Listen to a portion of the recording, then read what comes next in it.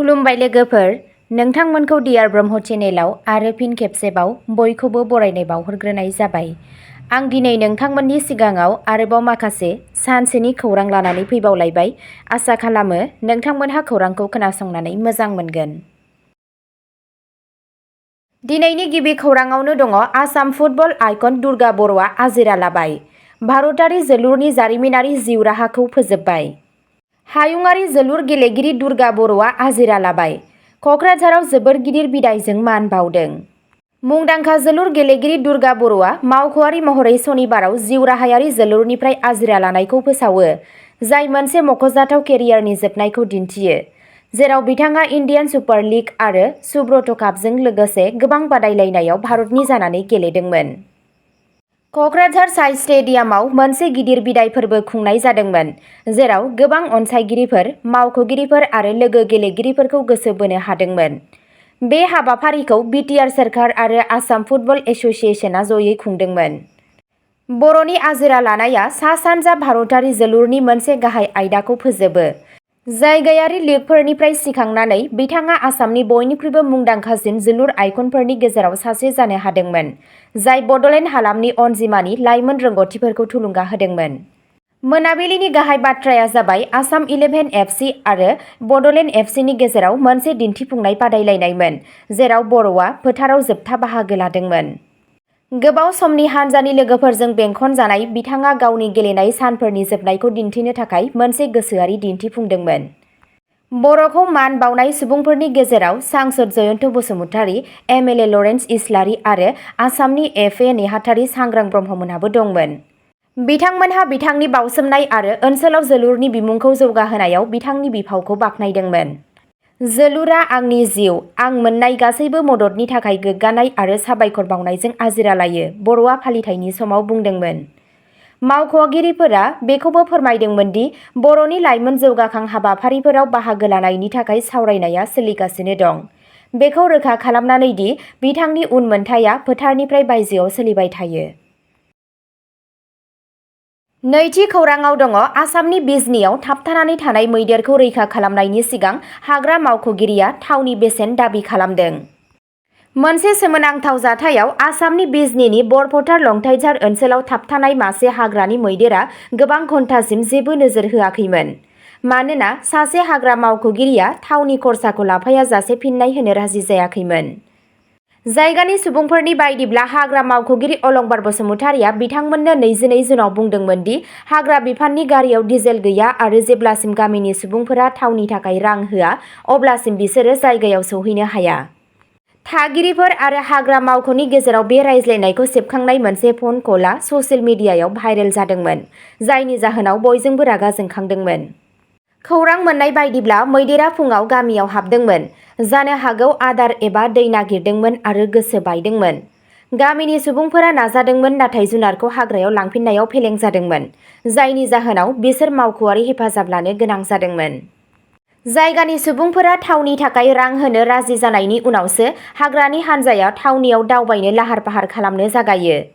बै समसिम मैदेरा रागा जोंखांदोंमोन, जायजों मानसि आरो सम्पथिनि जाथावना खहा जानो हाथाव खैफोदआ बांदोंमोन। बे जाथाया हाग्रानि जिब-जुनारनि खैफोदनि समाव फिन्नाय होनायाव ओनसोलारि हाग्रा मावख'गिरिफोरनि साखा-फारा आरो बिबान होनायनि सायाव गोब्राब जिंगा सिखांदों। थामथि खौराङाव दङ आसामनि तेजपुराव गं 190 बथल आयेन बेरेखा जौ जब्द'। बरघाट आउटप'स्टनि सिङाव थानाय तेजपुर पुलिसआ सनिबार 21 जुन खालि मोनसे जर'खा अपारेसन खालामो आरो गुबुन गुबुन थावनिनिफ्राय गं 190 बथल आरो आयेन बेरेखा जौनि थेमा जब्द' खालामो। बे अपारेशना ओनसोलाव गनायथि गैयै जौ लोंग्रा मुवाफोरनि फोसावनायखौ होबथानो थाखाय सोलिबाय थानाय फोसावनायनि बाहागोमोन। पुलिस मावख'गिरिफोरा बियार, व्हिस्की आरो रमजों लोगोसे गोबां रोखोमनि जौनि रोखोम आरो पेकेजिं महरफोर मोन्नायखौ रोखा खालामो। जब्द' खालामजानाय बेसादफोरनि मादाव दङ बियारनि 17 बथल 650 ml, केन बियारनि 15 केन 500 ml, व्हिस्कीनि 63 बथल 180 ml, रमनि 37 बथल 180 ml, रमनि 5 बथल 375 ml, व्हिस्कीनि 53 बथल 375 ml। आयेन बेरेखा राननायाव लोब्बा थानाय सुबुंफोरनि बेरेखायै आयेनारि हाबाफारि जागायजेननाय जादों। बिबानगिरिफोरा खोथा होदोंमोन दि रायजो राजानि रैखाथिखौ रोखा खालामनो आरो आयेनखौ लाखिनो थाखाय बेफोरबायदि अपारेसनफोरा सोलिबाय थागोन। ब्रैथि खौराङाव दङ कंग्रेसनि दैदेनगिरि गौरब गगैआ बिटिसि बिसायख'थि फोसावदिंनायखौ जागायदों, बिजेपि खुंथायखौ सोंखारिदों। आसाम कंग्रेसनि आफादगिरि आरो लकसभानि एमपि गौरब गगैआ गावनि पार्टिनि जानानै फोसावदिंनायखौ जागायदोंमोन।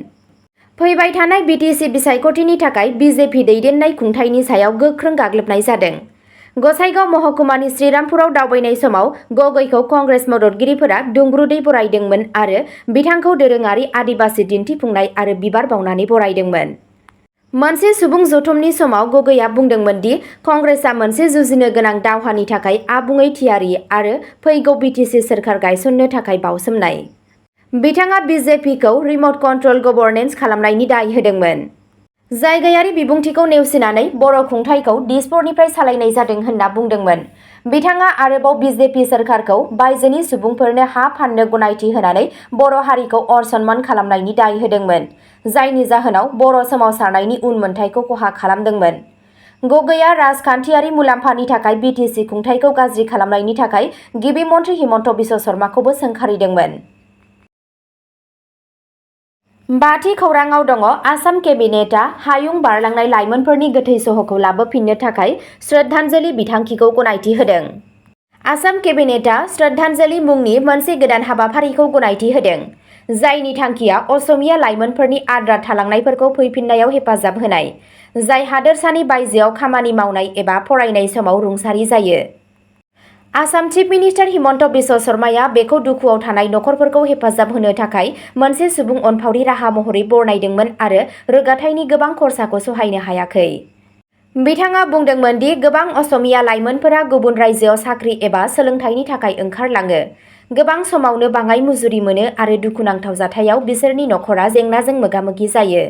बे बिथांखिनि सिङाव सोरखारा आसामनि बायजोआव खामानि मावनाय एबा फरायनाय समाव रुंसारि जानाय सुबुंफोरनि गोथै सह'खौ दैथायहरफिननायनि गासैबो खरसाखौ सुफुंगोन। बबेखानि बेयो बैसोर सुबुंफोरनिसिम गोसारनाय नङा जाय फाहामथायनि थाखाय गुबुन हादोराव दावबायहैयो। बे बिखान्थिखौ आसाम पुलिसनि जर'खा दालाइआ नायदिंगोन। बेबादि खैफोदनि समाव नखरफोरा हेल्पलाइन नम्बर 112 जों जगाजग खालामनो हागोन। थैनायफोरखौ मान होनानै फैफिन्नायखौ रोखा खालामनो थाखाय सासे डिआइजि थाखोनि मावख'गिरि थिसननाय जागोन। मावख'आरि गनायथिनि सिगांबो रायजोआ बे बोसोराव फ्राय 15 सो गोथै सह'फोरखौ हरफिननो सुबिदा होखाबायमोन। आथिखालाव केबिनेटनि मददजों बे बिथांखिया अरायथा आरो मोजाङै साजायनाय जागोन। द'थि खौराङाव दङ गुवाहाटीनि दकिनगावआव 4.06 लाख नंखाय नटजों सासे हमदों।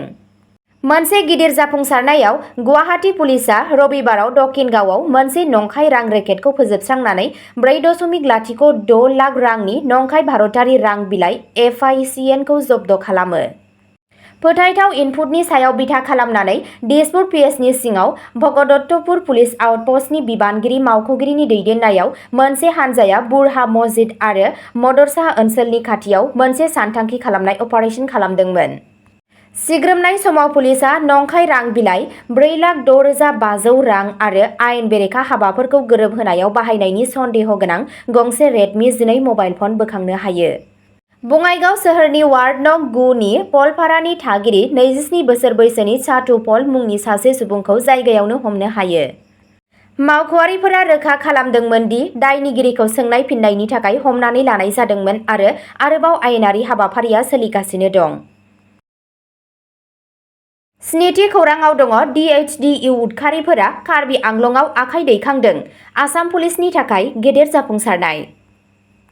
आसाम पुलिसनि मोनसे गेदेर जाफुंसारनायाव गोदानै दाजानाय उदखारि हानजा डिमासा हालान 2 इउनाइटेड DHDU नि सा 10 सोद्रोमाफोरा कार्बि आंलंनि पुलिस सामलायगिरि सन्जीब कुमार शइकिया APS नि सिगाङाव गावखौ गथायदोंमोन। आखाइ दैखांनाया धनसिरियाव जादोंमोन आरो कार्बि आंलं पुलिसजों इन्टेलिजेन्स बिथायारि अपारेसन आरो आउटरिच हाबाफारिफोरनि मोनसे फारिखौ उनसंदोंमोन। मावख'आरिफोरनि बायदिब्ला बे हानजाया बांसिनानो डिमासा हारिनि लाइमोनफोर, हाजोआरि जिल्लाफोराव उदखारिफोरखौ फोथांफिननो थाखाय सिरि-सिरि ज' जागासिनो दंमोन।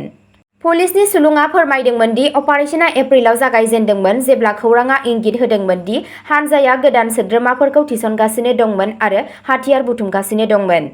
बे सिगांनि आखाइ होनाया ओनसोलाव मोनसे गोदान हाथियार दैग्रा हानजानि नुजानायखौ होबथादोंमोन। आखाइ दैखांनाय उदखारिफोरा गंसे AK-47 राइफल, गंथाम पिस्तल, गंसे सिंगल बेरेल शटगान, गंसे ग्रेनेड आरो बायदि रोखोमनि गुलि बारुद गथायदोंमोन। एसपि शइकियाआ जाफुंसार आखाइ दैखांनायखौ जोबोर सांग्रां गोरोबनाय आरो सोलिबाय थानाय नायदिंनायनि थाखाय दाय होदों। आसाम पुलिसआ एक्सआव मोनसे पस्टआव बुंदोंमोन दि बे खामानिया गोजोन आरो दावगानायनि थाखाय बिसोरनि नोजोरजों गोरोबो। DGP हरमीत सिंहआबो अपारेशनखौ बाख्नायदोंमोन आरो फोरमायदोंमोन, गोजोनखौ रोखा खालामनाया जोंनि थांखि। 8थि खौराङाव दङ, जों थागिबिसाफोरनि हाखौ दखल खालामनो थांखि लाया, नाथाय बेनि सोलायै बिटिआरआव साख्रिनि खाबु सोरजिनायाव गोसो होयो। हिमन्त बिश्व शर्मा। गिबि मन्थ्रि शर्माया क'क्राझार थार्मेल मावथांखिनि सायाव सोरखारनि थाथायखौ रोखा खालामो आरो खोथा होयो दि जेबो नारसिननाय हा आरजिनाय जानाय नङा। क'क्राझाराव आदानि ग्रुपनो हा राननायनि सायाव बांलांनाय दान्थे-बिदान्थेनि गेजेराव आसाम चिफ मिनिस्टार हिमन्त बिश्व शर्माया बड'लेण्ड टेरिटरियेल रिजन (बिटिआरआव) थांखि लानाय 3000 मेगावाटनि थार्मेल पावार प्रजेक्टनि बागै जिंगासिनायखौ सुस्रांदों। मोनसे केबिनेट ब्रिफिंनि समाव शर्माया बुंदोंमोन दि सोरखारा थागिबिसाफोरनि हाखौ गादबनो एबा नारसिननानै आवग्रिनो नाजाया। जोंनि थांखिया रां थिसननायखौ गोसो बोनो आरो ओनसोलाव साख्रि सोरजिनाय, हाखौ सामलायनाय नङा, बिथाङा बुंदोंमोन। बे मावथांखिया 40,000 कौटि रां थिसननायखौ गोसो बोनो हागोन आरो 1 लाखसो साख्रि सोरजिगोन होनना साननाय जादों। गिबि मन्थ्रिया बुंदोंमोन दि नांगौ हा 3,000 निफ्राय 4,000 बिघासो जाय 80सो नखरफोरनि। बिथाङा सुबुंफोरखौ गाहायै आदानिनि थाखाय नङा, जौगालु हाबाफारिफोर जेरै मेडिकेल कलेज एबा सोलोंथायारि फसंथानफोरनि थाखाय हाखौ बाहायनायनि बादै साननो थाखाय थुलुंगा होदोंमोन। सीएम शर्माया आरोबाव मुंख'दोंमोन दि जुदि बिटिआरआव गोख्रों हेंथा होबाय थायोब्ला बे मावथांखिखौ धुबरी एबा गवालपारायाव जायगा सोलायनो हागौ। बिथाङा फोरमायदोंमोन दि बिटिआरखौ जायगायारि जौगाथायखौ बांहोनो आरो साख्रिनि खाबु सोरजिनो सायख'नाय जादोंमोन। क'क्राझारनि पर्बतजरा ओनसोलाव हेंथा दिन्थिफुंनाय जागायदों। 16 जुनखालि बिटिआरनि गाहाय मावफुं सोद्रोमा प्रमद बर'आ खोथा होदोंमोन दि हा लानाय जानाय नङा। बर'आ सोरखारि मावख'गिरिफोर आरो आदानि ग्रुपजों सावरायनायनि उनाव बुंदोंमोन, जों गामिनि आफादफोरजों सावरायनो थाखाय साखाफारा। बर'आ बेखौबो मुंख'दों दि बे मावथांखिया ओनसोलारि लाइमोनफोरनि थाखाय अरायथा साख्रिनि खाबु दिहुननो हागोन। जों जौगानायखौ मदद होयो नाथाय जायगा सोलायनायनि बेसेनाव नङा, बिथाङा फोसावो। दुलाराय बर' फरायसा आफाद एबसुआबो बे मावथांखिनि थाखाय हेफाजाब होनायखौ फोरमायनानै बुङो दि बेयो ओनसोलारि हारिफोरनि जेबो खहा खालामनाय नङा होनना। अब्ला दिनैनि खौराङा एसेनोसै, गोजोन्थों।